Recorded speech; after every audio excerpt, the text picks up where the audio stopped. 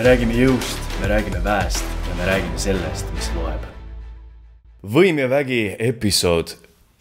13, daamid ja härrad, meil on stuudios üks väga imeline mees, kelle ümber õhkab väga tugevat energiat. Temast rääkides ma isegi kuulen publiku häält enda peas, mis hõikab tema nime. Nimelt, sellel mehel on väga palju erinevaid teenete märke ja medalitega on ta ennast nii tugevalt ehtinud, et ta võiks need kõik seinte külge panna ja ta saaks endale väga ilusa läikiva seina.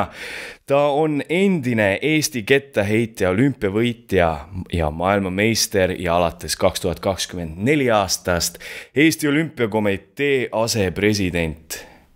Meieni on jõudnud selline võimas mees nagu Gert Kanter. Tere tulemast, sõber, kuidas läheb? Aga miks nagu endine? Endine? Jah. Endine kettaheitja? Jah, miks endine? Võib-olla Gert tuleb sinu käest nagu küsida. Ei, no jah, ketast ma enam käes ei hoia, aga selles mõttes on su tähelepanek õige, et ütleme, et võib-olla siis olümpiavõidu puhul kunagi ei kasutata siis sellist tiitlit nagu endine olümpiavõitja, et kui maailmameistri puhul tõesti on endine või eks-maailmameister, siis reeglina olümpiavõitja puhul räägitakse alati olümpiavõitja, sõltumata sinu vanusest ja kui kaugel see saavutus on. Aga kas peamine unistus on siis nagu täidetud? No sportlik kindlasti. Aga ma usun, et sport on, ütleb ma siuke tippsport on elus ikkagi ainult ikkagi siuke üks peatükk.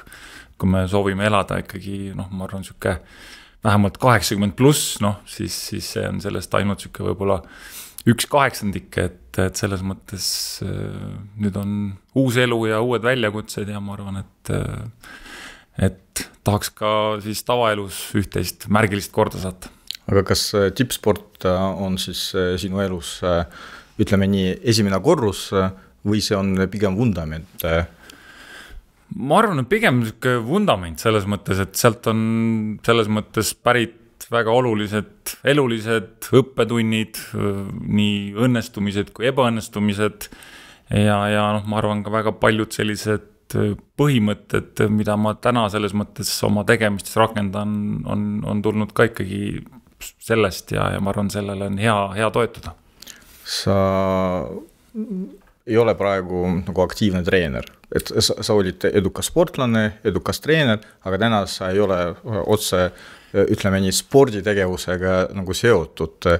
Kas sa arvad, et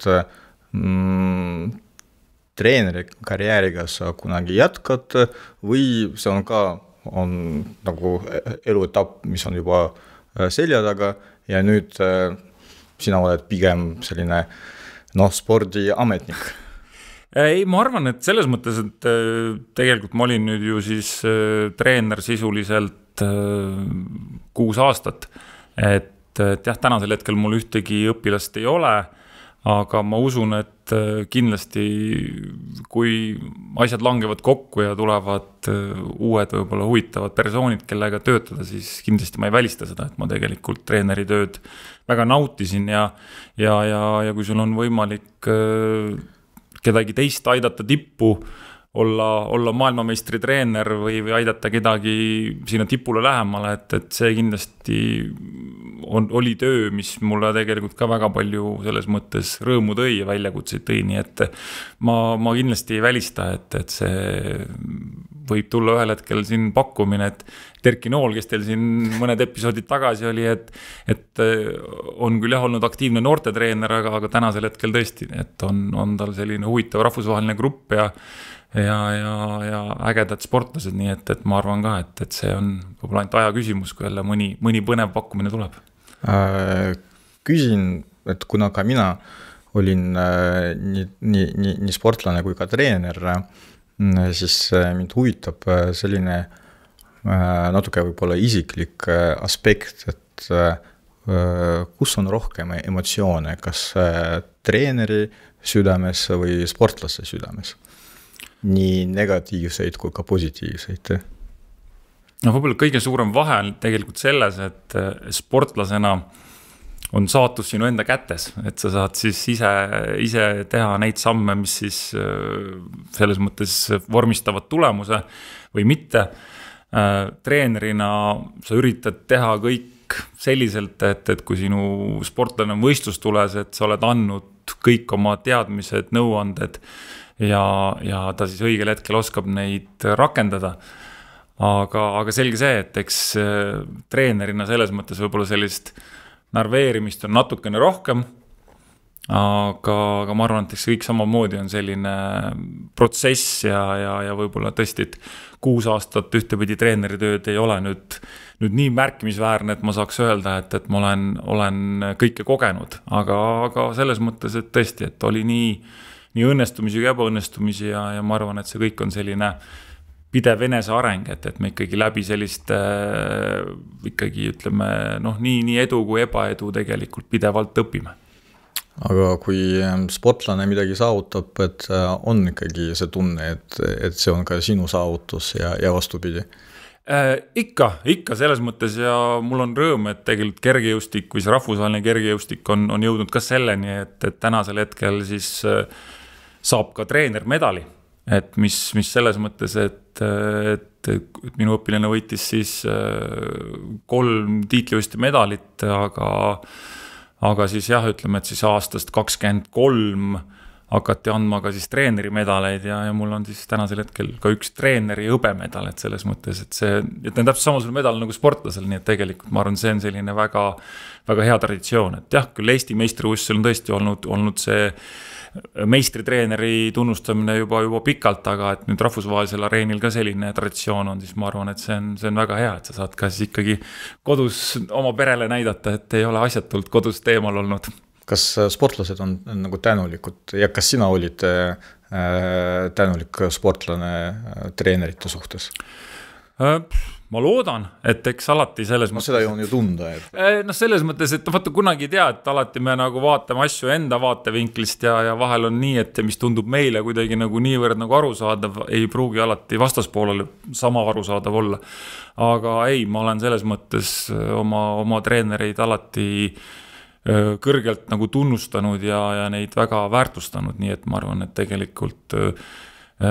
väga tihti treenerid mängivad meie elus selles mõttes ikkagi väga olulist rolli, sest et nad väga tihti veedavad meiega aega rohkem, võib-olla kui me oma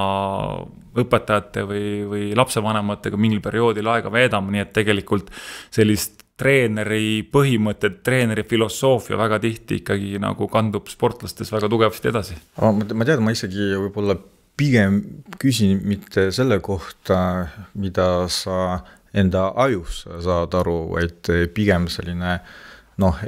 emotsionaalne seos treeneri ja sportlase vahel ja siis selline see tänulikkus, mis on ikkagi südames, hinges. Jaa, selles mõttes, et minu ütleme siis põhiline treener Vesten Haftenson, kellega me siis 12 aastat koos töötasime, et ma arvan küll, et ta mängis minu jaoks selles mõttes väga suurt rolli, et ma sinna jõudsin, kuhu ma jõudsin ja kuigi ühel hetkel meie teed läksid lahku, siis selles mõttes, et oleme siiani väga heades suhetes ja ma olen oma selles mõttes nii emotsionaalset kui igasugust muud tänulikkust, ma arvan, tema suhtes väga siiralt välja näidanud ja ma arvan, et nii peabki olema, et selge see, et aeg-ajalt mingid asjad, kui teed lähevad lahku, siis on mingid emotsioonid aga tegelikult, kui me ajas nagu tagasi vaatame, siis tegelikult see, mida koos tehakse, mida koos kogetakse, et tegelikult sellel on väga suur mõju ja lihtsalt vahel mõni asi võib võtta natuke rohkem aega, et sellest aru saada, aga ma arvan, et selliste treeneri ütleme siis suhtes alati peab olema tänulik, et tegelikult me õpime läbi elu ja kogemuste ja lihtsalt vahel on see, et kui me räägime üldse võib-olla koostööst, siis selles mõttes, et treeneri ja õpilase koostöö saab ainult toimida juhul, kui meil on nagu sarnased, ütleme sellised arusaamad elu põhimõtetest, et vahel võib olla tõesti see, et sul võivad olla väga ütleme siis füüsiliselt andekad õpilased, aga kui mingid filosoofiad ei klapi, et siis tegelikult väga pikka sõitu ei ole. Kellel oli nagu suurem rolli sinu spordikarjääris, kas isal või emal? no selles mõttes ma ei saa öelda, et ühel on rohkem või vähem, sest et tegelikult nad mängisid väga huvitavat rolli, et isa oli kindlasti see, kes ühtepidi oli selline nagu suunaja ka ja võib-olla ühtepidi selline ootaja või nõudja, aga samas ema oli just selline tasakaalustaja, kes siis võib-olla sellist isa nõudlikkust pehmendas, et ma arvan, et kui oleks olnud ainult isa ja seda ema, seda sellist võib-olla ütleme siis empaatilist poolt või sellist toetavat poolt poleks olnud, et siis võib-olla oleks ka ühel hetkel selle isa ootuste all murdunud, nii et selles mõttes ma arvan, et seal on nagu mõlemal väga tähtis roll, et jah, isa küll selles mõttes võib-olla väljendas rohkem sellist sportlikku ootust, aga samas ema nagu kõike seda võib-olla natukene pehmendas ja aitas sellest kõigest nagu ikkagi läbi tulla. Kas sinu peres on rollid jagatud samamoodi? No selles selge see, et mina olen natuke selline nagu nõudlikum ja üritan selles mõttes aegalt ka mingis mõttes ennast nagu kehtestada, et abikaasa on selge see, et väga selline väga empaatiline ja kindlasti lapse empaatilisus on ka temalt väga selgelt nagu päritud, aga aegalt ma nagu vähemalt üritan siis näidata, et see elu kohati on selles mõttes selline karm ja tuleb olla ka igasugusteks selles mõttes ootamatusteks ja selleks on ikkagi vaja aegalt ennast kokku võtta ja mingid asjad ära teha. Selleks, et midagi spordis saavutada, aga võib-olla üldse elus, kas peab olema ka keegi sinu keskkonnas, kes on karm sinu suhtes, ma ei tea, isa, nagu treener, või see keskkond iseenesest peab olema nagu karm, et midagi saavutada, rasked treeningud, range distsipliin, kas ilma selleta ka saab? No võib-olla saab, aga selles mõttes, et väga paljud sellised ju edulood on sellised natukene, mitte võib-olla küll tuhkatrinu lood, aga selles mõttes, et need rasked, ütleme siis olud või mingid rasked tingimused pigem nagu siis ikkagi soodustavad seda, et väga vähe on lugusid, et kes on pärit siis, ma ei tea, võib-olla väga jõukast perekonnast ja tal on kõik olemas ja siis ta ikkagi jõuab kuhugi, et muidugi on kindlasti neid näiteid ka, aga pigem on nagu see, et kui meil on ikkagi millestki puudust, meil on võib-olla rasked tingimused, et ma nagu ei ole selles veendunud, et need supertingimused tagavad selles mõttes supertulemused, et meil ei pea olema kõige viimase peal, ma ei tea, treeningsaal ja varustus, et kui ma meenutan endagi algusaega, et kui ma ei tea, esimesed sellised heitejalanud olid Hiina ketsid, mis küll 3 nädalaga läbi kulusid aga kui ma sain tõesti need esimesed Nike heitesussid, siis ma nagu uskusin ja arvasin, et nüüd tuleb 5 meetrit tänu sellele juurde, et need on nii head, aga kui ma need jalga panin, siis oli tunne, et ma oleks nagu libeda jää peal ja kuidagi nagu ei saanud aru, et see võiks nüüd 5 meetrit juurde anda, nii et ma nagu pigem nagu natukene usun, et raske treeningul, et see nagu pigem viib rohkem edasi, sest et ega mugavustsoon nagu või siuke nagu head tingimused kunagi ei pane meid võib-olla rohkem pingutama, et ikkagi pigem selline natukene raskem, ütleme siis võib-olla nagu lapsepõlv või mingid muud rasked tingimused pigem nagu tõukavad meid endast natukene rohkem andma, sest ma arvan, et inimene oma olemuselt on ikkagi nagu loodud selline suhteliselt mugav olevus, et ega me nagu ühtegi nagu ekstra sammu nagu väga teha ei taha ja võib-olla eriti nagu tänases maailmas, et selline nagu kannatlikkus ja järjepidevus nagu kõik see tundub nagu, et kõigi räägib sulle mingisugusest, ma ei tea, 5 või 10 aastast, et see tundub nagu ikkagi igavik, et kes see viitsib nii kaua kannatada või pingutada, et tahaks ikka ju kohe ja praegu. Aga võib-olla see ongi loogiline, et kuna tippsport on karm, on ju karm, siis selleks, et midagi saavutada, sinu keskkond peabki olema karm. Ja kuna iga suur saavutus on tingitud kannatustega,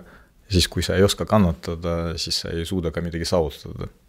Ja ja selles mõttes kannatus võib olla ka puhas, ütleme siis selline rutiinitaluvus. Et ma selles mõttes, et käingi päevast päeva, hoian oma režiimi, ma ei tea, ärkan, söön mingisugust regulaarset hommikusööki ja kõik on nagu selles mõttes viimseni nagu läbi mõeldud, et see ongi nagu elu osa, aga noh, teisalt ütleme siis meie ka kogu see sotsiaalmeedia selles mõttes surub ju peale seda, et meil on vaja pidevalt midagi uut, et noh, et kui ma nagu näen seda sama mingisugust video 3. korda, et noh, et see on jama, et see mind kuidagi enam ei stimuleeri. Et ma arvan, et võib-olla lihtsalt see ühiskond on tänasel hetkel selles mõttes sellist kannatlikkust ja sellist võib-olla tõesti pikaajalist pingutamist otseselt võib-olla ei stimuleeri. TikToki ühiskond. No jah, et kõik käib nagu hästi kähku ja sealt on nagu siis võib-olla selline, et kui ma nüüd ise peaksin nagu hakkama midagi tegema, et kui see nüüd ikkagi kohe välja ei tule, noh siis viskan nurka ja otsin uut mingisugust tegevust, et noh, et selles mõttes see on paratamatult selline tänane võib-olla ühiskonna mudel, et aga noh, tänu sellele me peame rohkem just võib-olla siis neid silmi avama ja ütlema, et tegelikult on võib-olla neid väärtusi, mis vanasti toimisid ka ja mis võivad olla väga edukad, et me lihtsalt tegelikult peame nagu sellest võib-olla peavoolust või sellest sotsiaalmeediast ennast natukene distantseerima, sest me väga tihti ju teame, et see, mida me sealt ekraani pealt nagu näeme, et noh, kas see nagu päris tõde on, et see on tegelikult lihtsalt see, mis on sinna kas siis kokku lõigatud või peegeldab mingisugust seda ühte väga väikest fragmenti meie päevast või meie elust, et tegelikult selle taga võib olla väga, väga kurb saatus, nii et selles mõttes pigem nagu jah, tahaks ise rohkem propageerida seda ka, et kui me mingis asjas näeme vaeva, pingutame, noh, siis tegelikult tulemus tuleb. Jah, ütleme siis statistika on selles mõttes karm, et absoluutselt tippu jõuavad tegelikult vähem kui 1% ühiskonnast. Aga see ei tähenda seda, et seal kuskil vahepeal on ka selles mõttes kohti, kuhu jõuda, mis võivad tähendada samamoodi edu, et selge see, et poodiumi peal on nagu ainult üks esikoht, aga tegelikult on meil elus väga palju ka muid positsioone, mis võivad olla sama tähtsad ja sama olulised ja sama palju meile ka sisemist rahuldust pakkuda. Sinu ajal ei olnud seda sotsiaalmeediat, see ei seganud ka sind. Millal sa said aru, et sport on sinu see elutöö? No ma tegelikult olen ju hiline alustaja, et ma ju selge see, et sporti ma olen nagu alati oma hinges kandnud, aga ikkagi selline ju tippspordi suund sai valitud ikkagi kuskil seal ülikooli, ütleme siis viimastele kursustele, et aga jah, eks ma seal ikkagi niuke 21-aastaselt ma ikkagi juba olin veendunud, et see võiks olla see minu tee ja kuskil 8 aastat enne olümpiavõitu ma ikkagi sellest olümpiavõidust unistama hakkasin. Kas sa mäletad seda esimest kullatunnet? On see sul meeles? No võib-olla isegi selles mõttes minu selline hõbedane kuldmedal tuli siis aastal 2005, et see oli küll väga magus, et kuna see oli siin samas meie naabrite juures Helsingis, et jah, kuigi ma nagu jäin teiseks, siis see oli selline väga kullavääriline tunne, et kui sul on nagu staadion täis toetavat publikut, väga palju eestlasi, et see on mu kindlasti siuke nagu üks top 3 emotsioon, et see oli siuke nagu pärast pikka, ütleme siis, või ütleme siukest 5 aastat ikkagi ühtepidi läbikukkumisi ja ebaõnnestumisi tiitlivõistlustel, selline läbimurre ja siuke lõpuks, ütleme siis ikkagi siuke oodatud läbimurre, sest et ega tundus, et ega rohkem nagu siukest reservi nagu läbikukkumiste osas ei olnud, et ootused olid ühtepidi üles kruvitud, aga suutsin selle lõpuks kokku panna ja need emotsioonid, mis siis ütleme seal, mida ma kogesin, et ega ma hiljem tegelikult karjääris kordagi võib-olla nii võimsad emotsioone isegi ei kogenud, et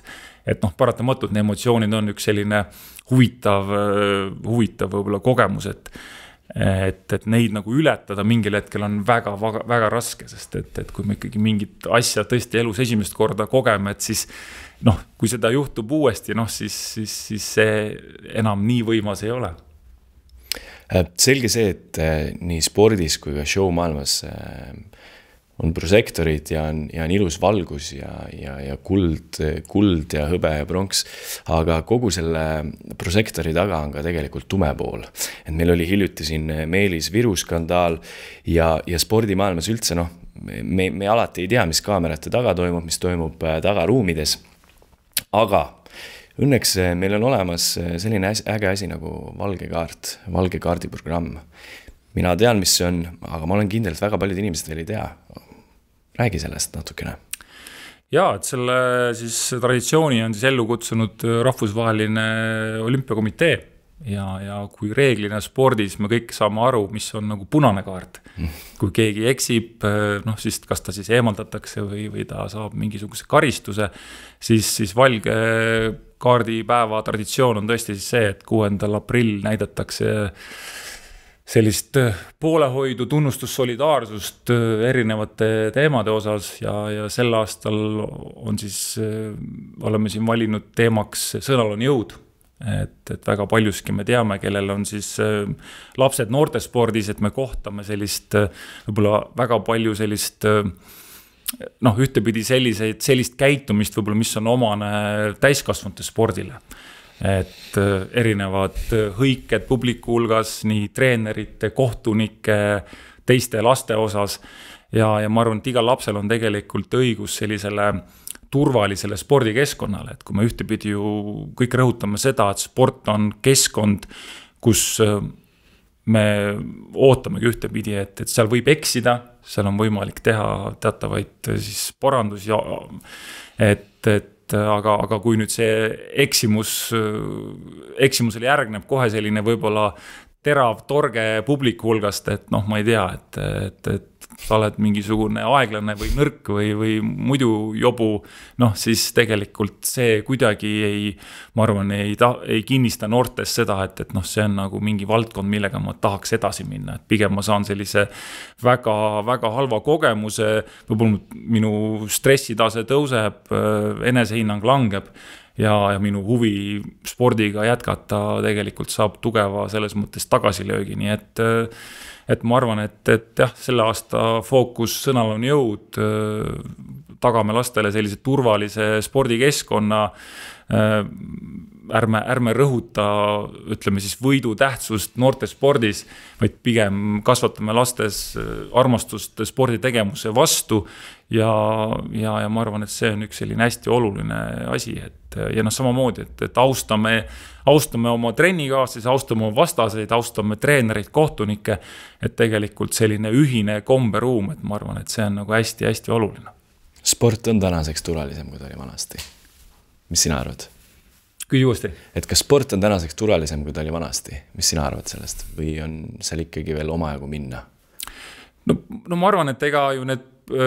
probleemid selles mõttes, mis on ju olnud, et ega need on siiani olemas ja kindlasti mingid asjad on veel ka võimendanud tänu sellele, et see, ütleme siis meie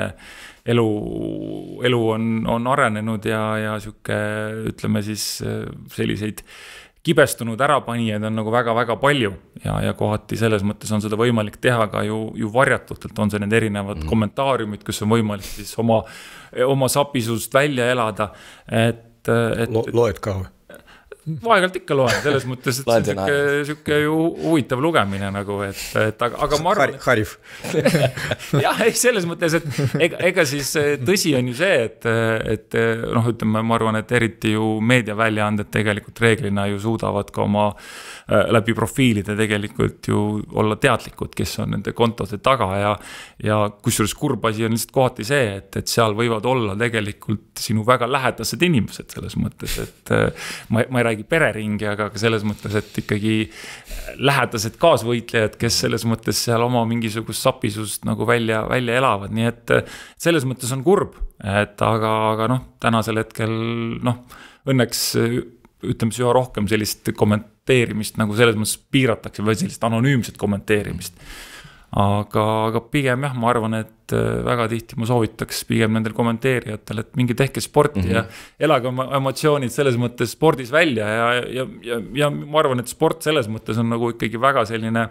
teraapiline vorm, et noh, ma ei tea, kui sa lähedki selles mõttes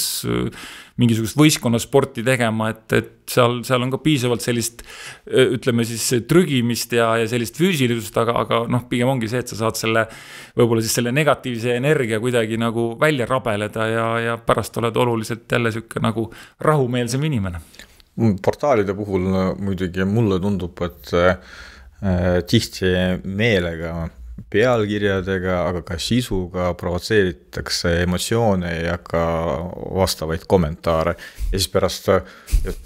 öeldakse, et kuidas siis nii, et miks inimesed sellised on, aga noh, sellepärast tegelikult ei soovita neid emotsioone ja selliseid nagu reaktsioone. Ja tihti on see, et ütleme, et siis ikkagi väga suur veendumus on see, et see positiivne pealkiri, et see nagu ei kogu klikke, ei kogu kommentaare ja noh, tihti on ka see, et kuna ju paljud portaalid on selles mõttes kinnised, või noh, selles mõttes, et sul on ikkagi sisu on tasuline, siis väga tihti saad aru, et kui sa juba sinna kommentaariumisse sisened, et noh, et siis paljud ei ole artiklit lugenud, et tegelikult käib nagu siis selline nagu tulistamine puhtalt selle, ütleme siis teemapüstituse või selle pealkirja põhjal. Üks hiljutine naljakas lugu, et lugesin siis uudiseid ühes venekeelses portaalis ja siis vaatan pealkiri, et siis üks baar, kus puhkas Kõlvart, pani uksed kinni. Mis mõttes? Ma ei käi ju baarides. Mis see on üldse? Teen lahti. Siis vaatan, et mis see on, et jah, tõepoolest suvel ma käisin ühes baaris kommenteerimas jalgpallimatši, mind kutsuti ja kord elus ma olen seal käinud ja väga spetsiifilisel põhjusel ja siis nagu selline pealkiri ja, aga tõenäoliselt noh, ei ole vaja küsida, mida sa arvad dopingute kohta. Vastus on nagu teada, aga võib-olla natuke spetsiifilisem teema, et siin hiljuti toimus Tallinnas üks kultuurismi üritus, et noh, võistlused, turniir, kas niimoodi saab öelda, noh, korraldajad ütlevad, et tegemist on võistlustega, noh, ütleme, et sündmus üritus. Ja selle ürituse omapära seisneb selles, et doping on ametlikult lubatud ja tegelikult kõik saavad aru, et kui sa tahad midagi saavutada, siis teist teed ei ole, et muidu sa ei ole konkurentsivõimeline. Ja no, me kõik teame, mida see tähendab tervisele pikemas ja keskmises perspektiivis, eriti noorte inimeste puhul. Aga miks sinu arvates inimesed ikkagi osalevad? Miks inimesed vaatavad? Ma saan aru, et noh, nende ürituste või võistluste puhul muidugi see show on palju võimsam ja sportlased või siis inimesed on palju suuremad. See on arusaadav ja noh, inimesed seda vaatavad. Ja mis siin salata, et see kõige tuntum kultuurismi üritus Mr. Olympia on ju ka tegelikult noh, ma ei tea, võib-olla natuke juba korrektne on niimoodi öelda, aga ikkagi dopingu üritus, et ja miks inimesed on valmis enda tervist ohustama ja ikkagi seda teed nagu valima? Noh, ma arvan, et üks on see, et fakt on ju see, et igal juhul ütleme siis dopingu tarvitamisega kõik protsessid kiirenevad. On see siis kiirem jõu juurdekasv, on see kiirem taastumine, on see siis selline kiirem visuaalne kasv. Et ja noh, inimene selles mõttes oma ju olemuselt on ikkagi pigem nõrk, et me kõik tahaksime selles mõttes ju kuidagi leida neid otseteid, kiirteid ja noh. Et oleks selline võlutablett, mis lahendas kõike probleemid. Jah, et kui keegi ütleks... Tugev, suur ja tark ka. Et kui keegi ütleks, et vot, et ma ei tea, et naturaalse treeninguga, ma ei tea, oma biitsepsi ümbermõõtu kasvatada, ma ei tea, 5 sentimeetrit, et noh, et see võtab, ma ei tea, mingid X aastad näiteks on ju, noh, aga siis kui siin on võimalik seda teha aastaga või veel lühema ajaga, et noh, et siis paljudel ei ole seda kannatlikkust ja noh, ja kui me võtame ju ka tänasel hetkel võib-olla sellise klassikalise kulturismi, et kui me vaatame Eesti meistrivõistlusi, siis tegelikult seal sisuliselt on väga raske leida üldse osavõitjad, kes siis nagu oleksid lavale tulemas, et kõik muudes klassides on väga-väga palju, aga need on kõik sellised klassid, kus siis tõesti, et saab võib-olla juba väga sellise lühikese ettevalmistusega tulla lavale, et inimesed on nagu piisavalt edevad ja neile ikkagi lavalaudadele meeldib tulla, aga ma arvan, et pigem nagu ikkagi on tõesti see, et selline kiire visuaalne muutus ja hoolimata sellest, et võib-olla kõik saavad aru, et seal on väga selged terviseriskid, siis pigem lüüakse sellele käega ja ütleme niimoodi, et kuidagi üldse see kehakultus on ju tänasel hetkel läinud igal pool käest ära, et igasugused täiteained ja muud asjad selles mõttes ikkagi löövad laineid aga ma mõtlen, et ma arvan, et õnneks on tekkinud ka ikkagi selline vähemalt siin Eesti meedias viimasel ajal selline nagu suund, et need inimesed, kes siis on neid valesid otsuseid teinud, et julgevad sellest ka nagu julgevad rääkida sellest nagu pahupoolest, et mis siis tegelikult kehaga juhtub ja ma arvan, et see on väga oluline ja tulles jälle selle Mr. Olympia juurde, siis ma arvan, et võib-olla selline kõige ikoonilisem võib-olla siis või ütleme, et keda ka paljud noored teavad erinevatest YouTube'i videodest, et Ronnie Coleman, et kes siis tõstis imeraskusi, kui ma ei eksi, siis kas 8-kordne Mr. Olympia, et tegelikult ühel hetkel oli ratastoolis ja nendest suurtest raskustest ei olnud enam haisugi, et see elukvaliteet ikkagi võib minna ikka nagu täiesti äärmusesse, nii et ütleme nii, et see on, ma arvan, ikkagi mõttekoht, et kas ma siis tahan kõike seda, ütleme, ohvriks tuua, kas või see, et kas ma tahan siis järglasi saada, et ma arvan, see peaks olema ikkagi väga selge mõttekoht ennem, kui üldse seda teed minna. Aga kas selline elufilosoofia, aga nii ongi, et see ongi selline panus, et täna ma saan kuulsust, nagu tähelepanu, raha võib-olla ja mul on nagu suur ja ilus keha, las see kestab võib-olla mõni aasta ja las ma istungi pärast ratas toolis, aga see on seda väärt, et ma nagu see eluhetk on nagu seda väärt, et ja võib-olla eriti noortel võib olla selline nagu filosoofia või psühholoogia. Jah, mul isegi selles mõttes raske öelda, kui ma mäletan seda, et kui mina olin nagu väike poiss, et ma ei tea, ütleme vähemalt siis seal kuskil 80-ndatel või et minu küll üks selliseid vähemalt esimesi unistusi oli see, et ma tahaks elada, ma ei tea, 100-aastaseks. Et ma ei oska öelda, kas tänapäeva noored nagu mõtlevad selles mõttes, et ma tahaks elada nagu kõrge eani, aga minu üks selles mõttes... Noored arvavad, et see on iseenesest mõistetav. Okei, selge see, et meditsiin on arenenud selles mõttes, et haigused ei tapa. Noor inimene ei mõtle selle peale, et elu kunagi lõpeb, et see mõte tekib nagu hiljem ja see 100 aastat või 150 või 80 aastat siin nagu vahet ei ole ja võib-olla see on meie ka tsivilisatsiooni omapära praeguses arenguetapis, et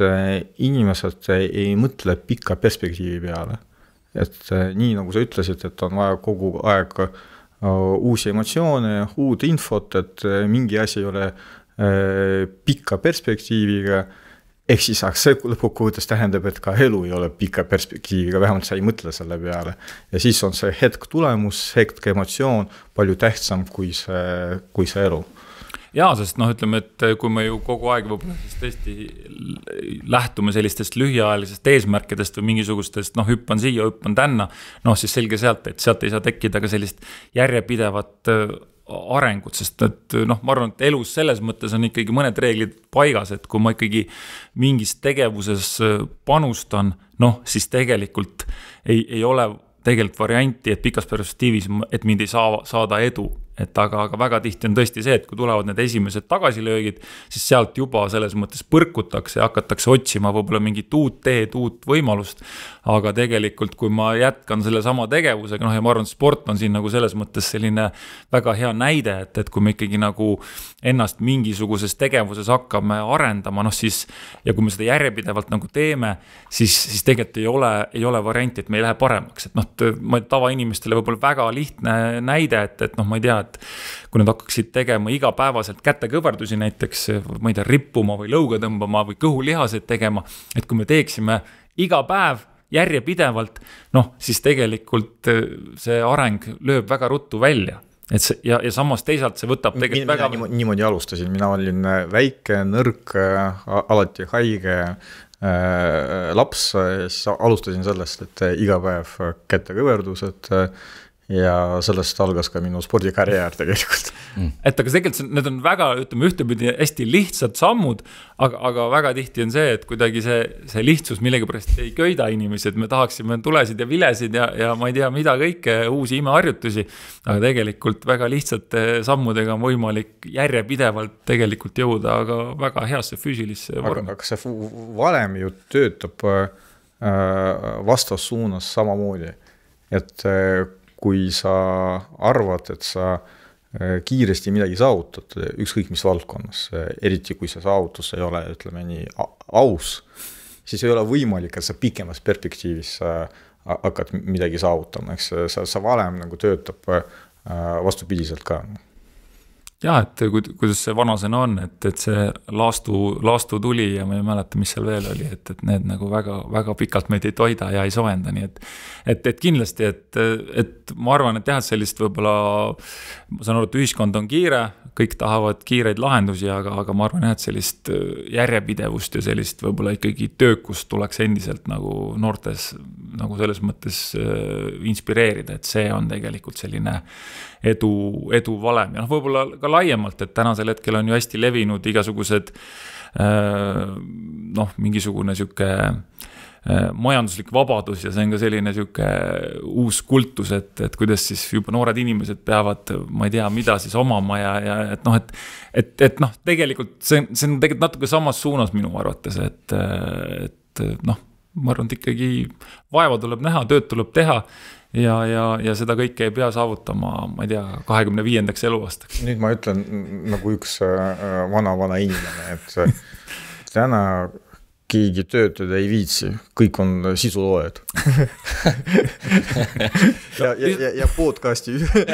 siis korraldajad. Ütleme siis niimoodi, et samas me ka teame, et mõned need, ütleme siis, olgu need siis influencerid või noh, teenivad sellega väga palju raha kahjuks, et ja see tundub, et on selline kuld ja tõde ja see kuidagi kõnetab paljusid noori. Kuidas sa ise, noh, praegu sa treener ei ole, võib-olla ühel päeval jälle oled, aga kuidas sina oma noori inspireerisid või distsiplineerisid ja kas andsid nendele ka neid tõdesid edasi, mis sa praegu meile siin mikrofonis annad, et noh, tea seda, et igal asjal on oma hind ja see, et keegi on 5 korda suurem ei tähenda seda, et see on okei. Noh, ma olen alati rõhutanud seda, et meil peab olema nagu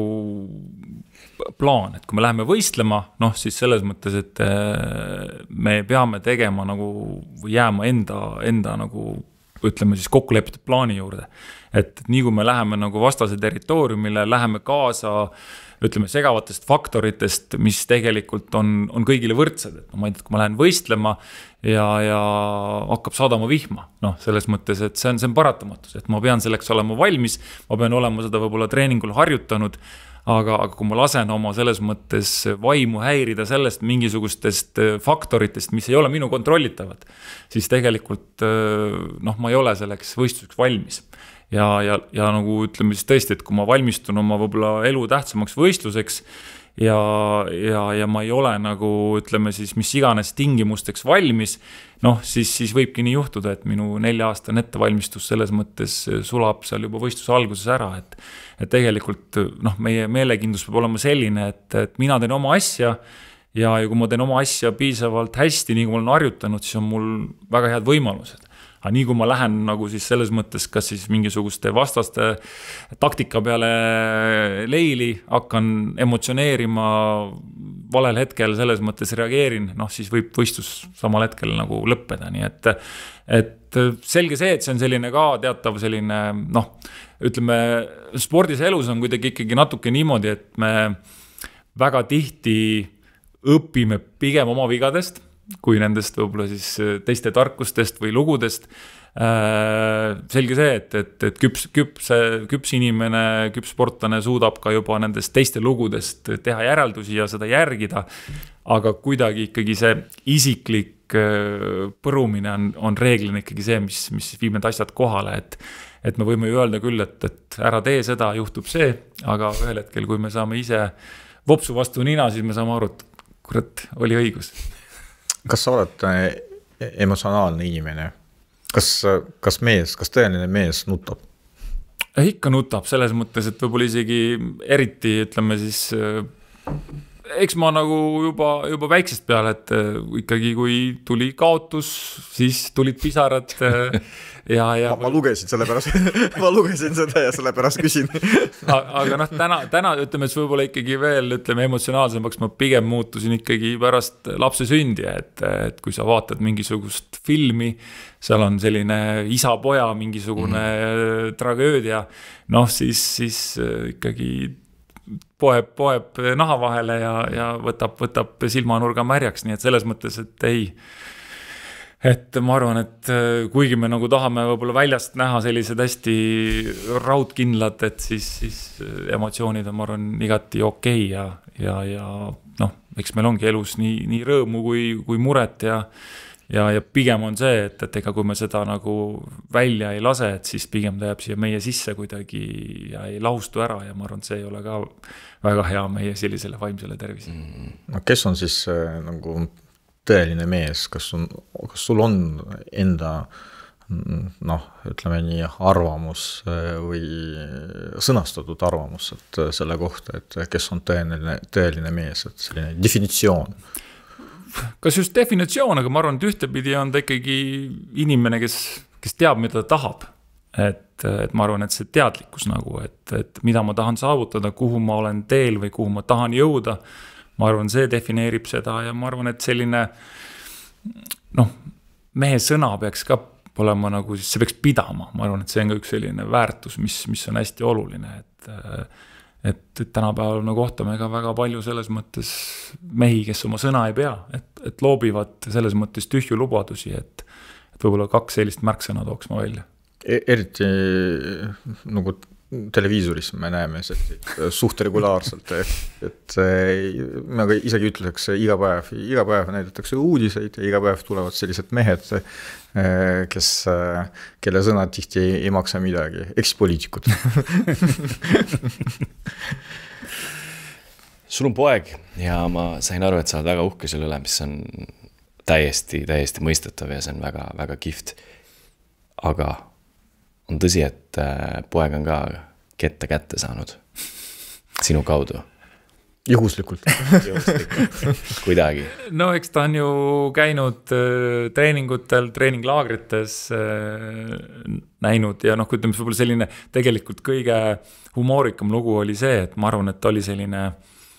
võib-olla 3-aastane natukene peale, et jah, ütleme, et siis see oli 2000, ma arvan, ta oli siin järg 4, et ühel hetkel siis läksime lasteaeda, laps oli järgi ja siis kasvataja nagu kurdab, et täna on selline kummaline päev, et laps loopis asju ja siis karjus. No ja siis me nagu esimese hooga ei saanud päris nagu aru, et mis see siis nagu on, et muidu väga nagu mõistlik ja rahulik laps. Aga siis ühel hetkel kodus nägime ära, et kuna ta oli käinud siis ühte mu võistlust nagu vaatamas ja pärast heidet ma siis tavapäraselt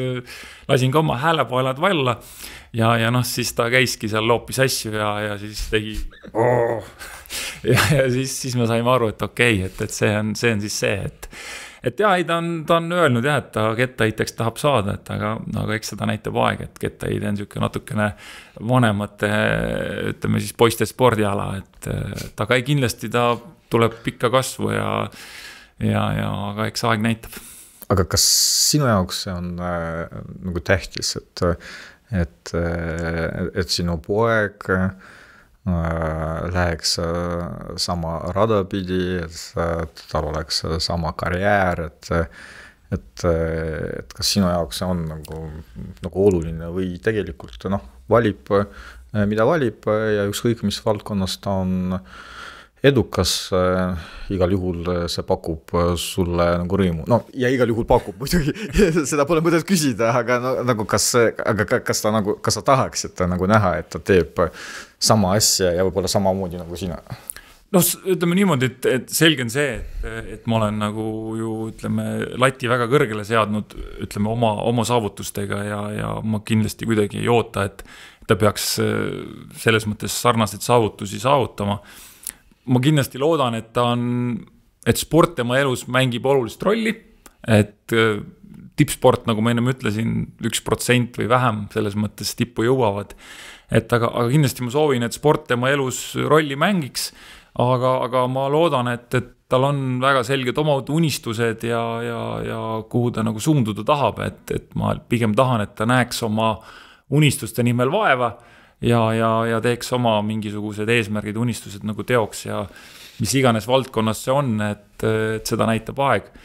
Aga täna ta on selline tohutu Lego hull ja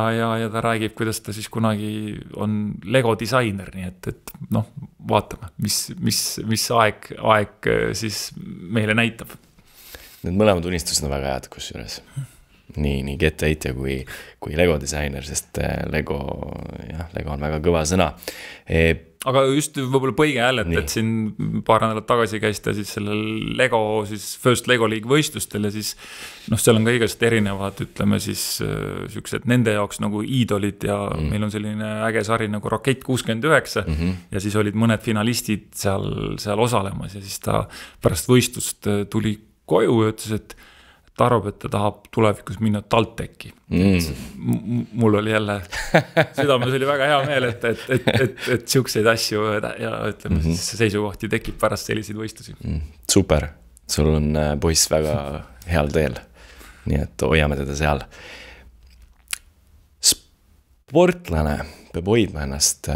terve eluvormis ja tegelikult peaks tegema seda iga inimene. Ja sind vaadates ma näen, et sa teed seda ka endiselt, hoiad ennast ilusti vormis, sa näed väga hea välja. Kuidas näeb välja sinu treening tänapäeval versus siis see, mis vanasti oli? Oluliselt hõredam, ütleme niimoodi, et ja tegelikult mul on siin paar sellist olulist võib-olla tagasilööki olnud, et võib-olla esimene tagasilöök oli siis, kui COVID tuli. Et pärast seda, kui ma ise lõpetasin, siis ma tegelikult oma õpilaste kõrvalt päris aktiivselt selles mõttes jõusaalis toimetasin, et siuke ka võib-olla 3-4 korda nädalas. Et aga siis COVID oli see, mis lükkas meid nagu koju ja kogu sellest treeningust nagu selles mõttes natukene eemale. Ja siin aasta tagasi sain ka siis selles mõttes sellise tennise küünarnuki, mis siis selles mõttes mingil hetkel ka mingid harjutused selles mõttes välistas treeningutel ja need kaks on selles mõttes mind kuidagi nagu sellest füüsilisest võib-olla võimekusest, kus ma olin nagu natukene nagu kaugemale põrgatanud, aga täna ma olen selline harrastus korvpallur,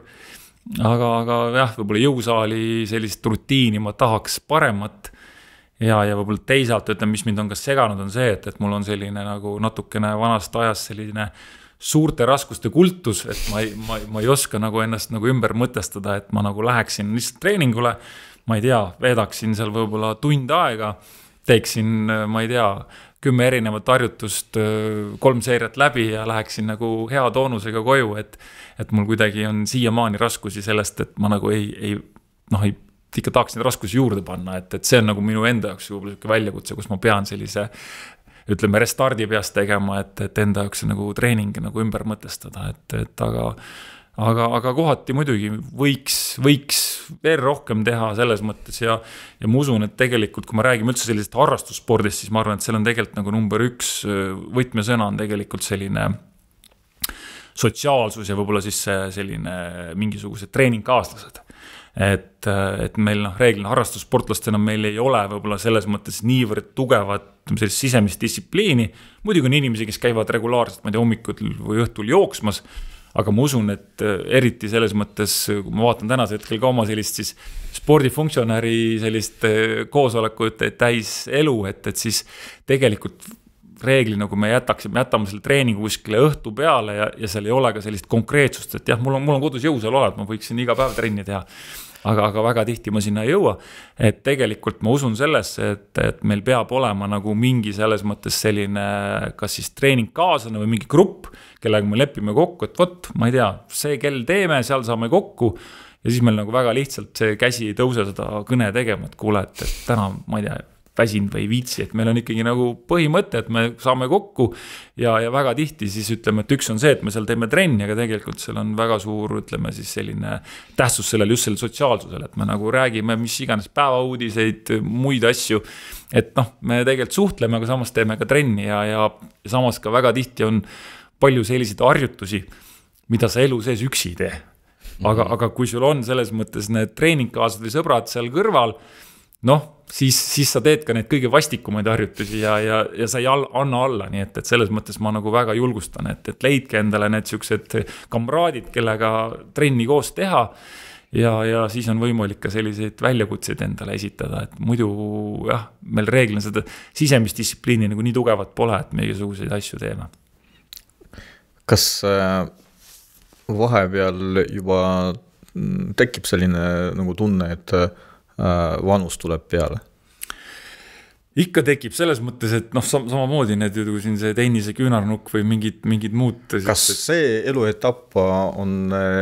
juba jõudnud, et sa saad aru, et kui sa hommikul ärkad ja ükski koht ei valuta, et sa oled surnud? Tegelikult see oli mul juba võib-olla see spordiala, selles mõttes ütleme siuke tundmus, et mind tegelikult eriti seal karjääri lõpus tegelikult hirmutas see, kui mul kuskilt midagi valutanud, sellepärast nagu selles mõttes nagu heas mõttes, et kui mul olid mingisugused sellised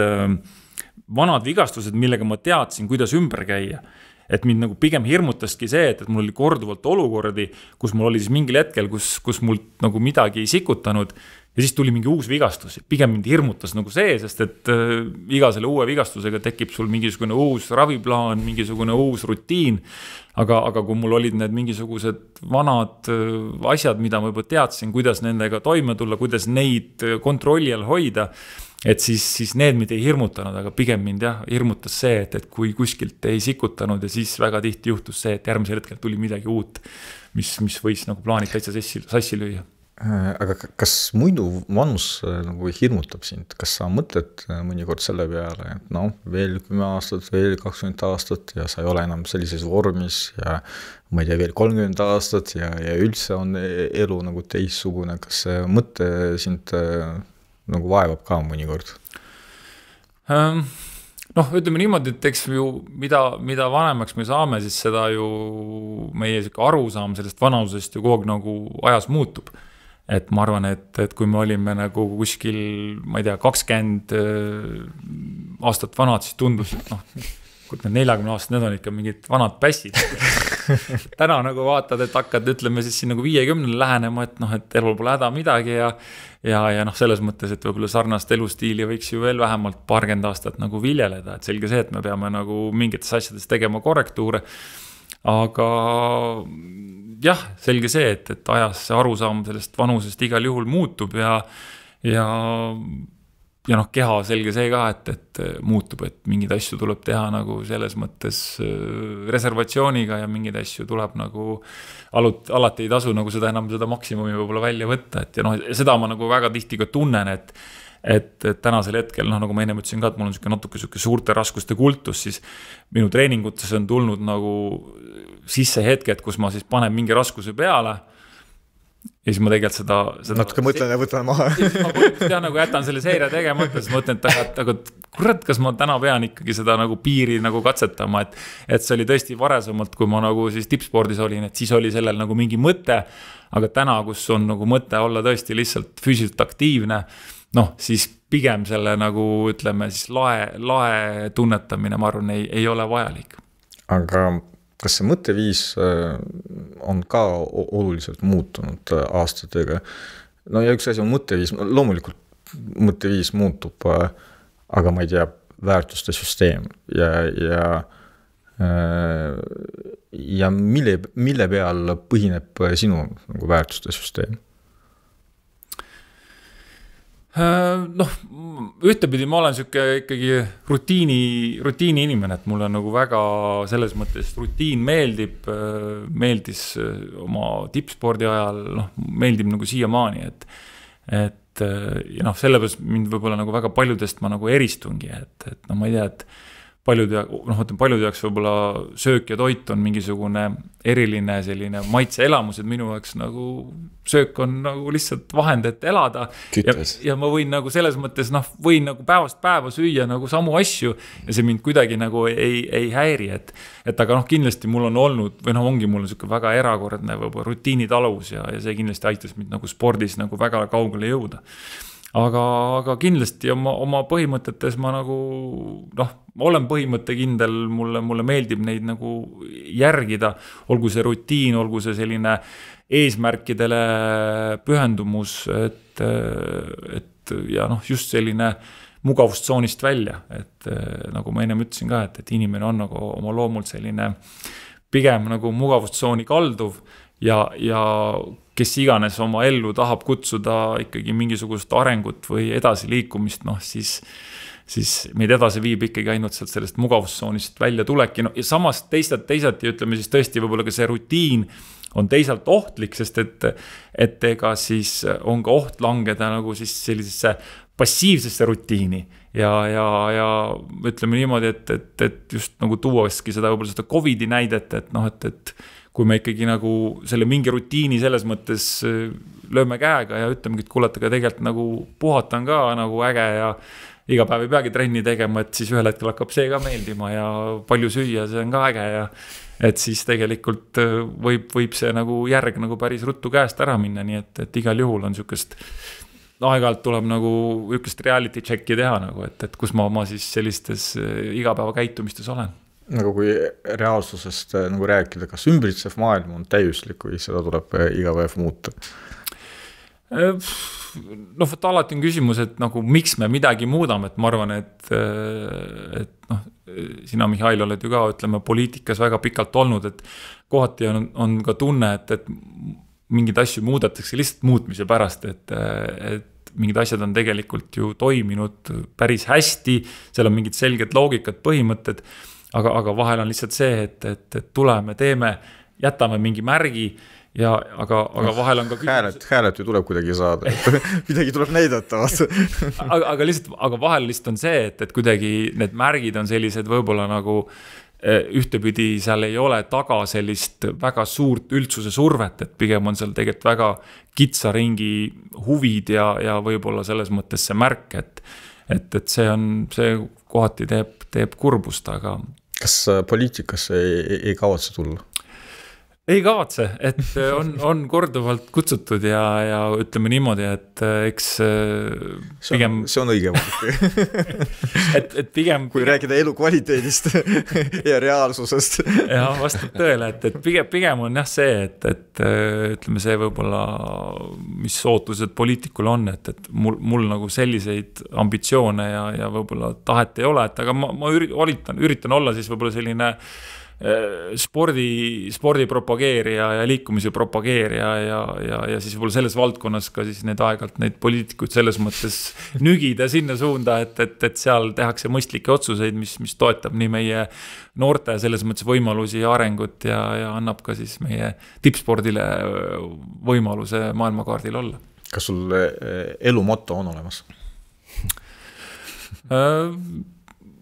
Ütleme, et ma olen väga paljuski nagu, ütleme siis, kui ma olen käinud noortele rääkimas, siis ma olen nagu rõhutanud seda ikkagi seda suurelt mõtlemist ja unistamist ja siis üks selline võib-olla hüüdlause, mida ma olen nagu natukene seostanud ka oma kodukandi Vigalaga, et meil oli seal selline ütlemine, et iga üle madala aia astub igaüks, et sina mõtle suurelt. Et selles mõttes, et ikkagi nagu tõesti innustada noori alati mõtlema natukene suuremalt, sest et pahatihti me tegelikult ei suuda oma sellist võib-olla sisemist potentsiaali nagu adekvaatselt hinnata aga kui me tegelikult hakkame eesmärke seadma, hakkame tööd ja vaeva nägema, siis tegelikult me võime ka väga tihti ennast üllatada ja tegelikult teha asju, mida me võib-olla ei oleks uskunud, et me oleme võimelised, et tegelikult tuleb anda endale võimalus ja ennast ikkagi nagu panna proovile. Yeah. No mulle tundub, et see on selline väga nagu õige koht, kus öelda, et see ongi tõenäoliselt sinu sõnum ka meie vaatajatele, eriti noortele ja võib-olla nagu selline viimane nagu küsimus, et kui rääkida sellest nagu suurest perspektiivist, mis on nagu sinu tänane nagu suur unistus või suur plaan, mis sind nagu motiveerib ja sinu tegevust süstematiseerib? No ütleme niimoodi, et olles nagu siis natuke sel spordipoliitika maastikul ja noh, ma loodan, et ka endiselt nagu treeneri selles mõttes väljakutsed tulevad ka uued, et minnes tagasi selle treeneri väljakutsete juurde, siis kindlasti minu üks unistus oli see, et mul endal jäi maailmarekordist natuke puudu ja siis mul oli see nagu ja väga tihti siis ma algul ei saanud aru, et mõtlesin, et kui mu enda karjäär on läbi, et noh, et sinna see eesmärk jäi, aga tegelikult spordis, ütleme siis on just treeneri võib-olla rollis võimalik väga paljusid asju teha ka siis selle teiselt toolilt teoks ja selleks ei pea, noh, ütleme, et kui mul algul tundus, et noh, et seda on võimalik teha ainult sellisel juhul, kui ma ise olen selles rollis, aga tegelikult spordivõimalused või siis spordi, ütleme, abipersonali funktsioonid on väga laiad ja ma arvan, et väga mitmed võib-olla siis mitte nii andekad sportlased saavad tegelikult väga suurtele tulemustele kaasa aidata, et on see, ma ei tea, füsioterapeut, on see manager, on see võistluste korraldaja, et tegelikult spordis on väga palju võimalusi selles mõttes kaasa lüüa ja selliseid suurte tulemuste taustal olla ja ühel hetkel ma tundsin, et tegelikult nagu treeneri rollis on võimalik võib-olla mingid asjad teoks teha, mis mul endal ei õnnestunud, millest ei natukene puudu ja veel tulles võib-olla selle suurelt mõtlemise juurde, noh siis üks on see tõesti need eesmärgid ja verstapostid, aga ma arvan, et isegi veel olulisem kui need verstapostid on tegelikult see teekond ja noh, see teekond on see, mida me igapäevaselt nagu teeme ja kui see teekond on selles mõttes selline, mis ajab meid hommikul voodist üles, pakub meile selles mõttes igapäevaselt emotsioone, noh siis pahatihti see teekond võib olla tegelikult olulisem kui siis võib-olla see suur eesmärk ja kui need igapäevane teekond on piisavalt selles mõttes selline huvitav ja äge ja väljakutsuv, noh siis võib juhtuda, et ka need suured eesmärgid saavad teoks. See on juba minu elu motto, et ei ole nii olulised need eesmärgid, mida me seame, kui see teekond, mida me läbime. Aga pole midagi teha, eesmärgid määravad seda teekonda. Ja muidugi, aga lihtsalt vahel on see, et kui me nagu iga päev nüüd ärkaks üles ja vaataks oma seda suurt eesmärki, noh et siis see võib olla ikkagi veel piisavalt kaugel ja siis ühel hetkel võib tekkida, et noh, et kas siis klaas on nagu pool täis või pool tühi, et ja selleks on verstapostid ju. aga jaa, et ja noh, ja kindlasti kui rääkida sellest võib-olla siis spordiametniku või sellist funktsionäri sellistest eesmärkidest, et me täna ma olen Tallinna ühes suurimas klubis Nordis toimetamas, et me loodame, et meie klubis saab üks suurimaid ja et kõik lapsed, kes meie juurde tee leiavad, et nad saavad sporti harrastada turvaliselt ja mitmekülgselt, et minu teine võib-olla selline suur, ütleme siis väljakutse on see, et ma arvan, et tänasel hetkel meie kogu spordisüsteem on võib-olla liialt selline varasele spetsialiseerumisele keskendunud, et ma nagu väga usun sellesse, et tegelikult me peame arendama laste selliseid mitmekülgseid oskusi ja spetsialiseeruma hiljem. Jah, on spordialasid, kus on tõesti vaja väga varakult alustada, aga enam spordialade puhul on see, et me peame andma võimaluse ka lastel proovida, sest et kui me ei saa proovida, siis tegelikult on väga raske teada, et kas see mulle meeldib või mitte. Nii et siuksed väljakutsed. No, soovime sulle edu, suurte väljakutsed, nagu esiteks väljakutsed vajavad loomist, ja siis juba realiseerimist. Aitäh sulle, Gert, kõik head asjad on ära öeldud, nii et ega mul ei olegi siin vaja seda põhiküsimust rohkem küsida, sest sa tegelikult kajastasid kõik selle asja ilusti ära. Väga tore oli sinuga täna siin olla, aitäh sulle. voimjavägi@gmail.com on see, kuhu te meile kirjutate ja jätke meelde, paar TikToki jääb scrollimata, üks Netflixi sari jääb korraks vaatamata ja tegelikult seal on aeg ilusti trenni teha. Hoidke ennast, sport on hea ja liikumine on tervis.